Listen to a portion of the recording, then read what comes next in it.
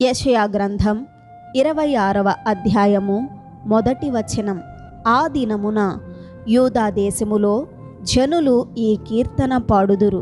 బలమైన పట్టణమొకటి మనకున్నది, రక్షణను దానికి ప్రాకారములుగాను బురుజులుగాను ఆయన నియమించియున్నాడు.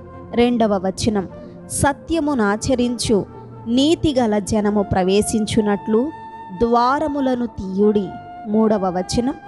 ఎవని మనస్సు నీ మీద ఆనుకొనునో వానిని నీవు పూర్ణ శాంతి గలవానిగా కాపాడుదువు, ఎలయనగా అతడు నీయందు విశ్వాసముంచియున్నాడు. 4వ వచనం. యెహోవా యెహోవాయే నిత్యాశ్రయ దుర్గము, యుగయుగములు యెహోవాను నమ్ముకొనుడి. 5వ వచనం. ఆయన ఉన్నత స్థల నివాసులను ఎత్తైన దుర్గమును దిగగొట్టువాడు. ఆయన వాన్ని పడగొట్టెను, నేలకు దాన్ని పడగొట్టెను. ఆయన ధూళిలో దాన్ని కలిపియున్నాడు. 6వ వచనం. కాళ్ళు, బీదల కాళ్ళు, దీనుల కాళ్ళు దాన్ని త్రొక్కుచున్నవి. 7వ వచనం. నీతిమంతులు పోవు మార్గము సమముగా ఉండును, నీతిమంతుల త్రోవను నీవు సరాళము చేయుచున్నావు. 8వ వచనం.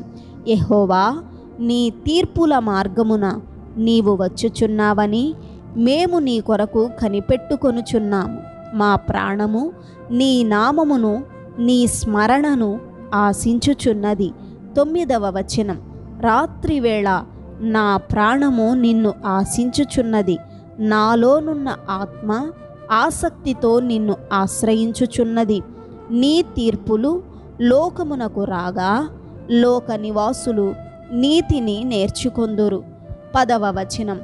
దుష్టులకు దయ చూపినను వారు నీతిని నేర్చుకొనరు, వారు ధర్మక్షేత్రములో నివసించినను యెహోవా మహాత్యము ఆలోచింపక అన్యాయము చేయుదురు. 11వ వచనం. యెహోవా, నీ హస్తమెత్తబడి ఉన్నది, కానీ జనులు దాన్ని చూడనొల్లరు. జనుల కొరకైన నీ ఆసక్తిని చూచి వారు సిగ్గుపడుదురు. నిశ్చయముగా అగ్ని నీ శత్రువులను మ్రింగివేయును. 12వ వచనం. యెహోవా, నీవు మాకు సమాధానము స్థిరపరచుదువు, నిజముగా నీవు మా పక్షమున ఉండి మా పనులన్నిటినీ సఫలపరచుదువు. 13వ వచనం. యెహోవా మా దేవా, నీవుగాక వేరు ప్రభువులు మమ్ము నేలిరి, ఇప్పుడు నిన్ను బట్టియే నీ నామమును స్మరింతుము. 14వ వచనం. చచ్చిన వారు మరలా బ్రతుకరు, ప్రేతలు మరలా లేవరు. అందుచేతను నీవు వారిని దండించి నశింపజేసితివి, వారికను స్మరణకు రాకుండా నీవు వారిని తుడిచి వేసితివి. 15వ వచనం.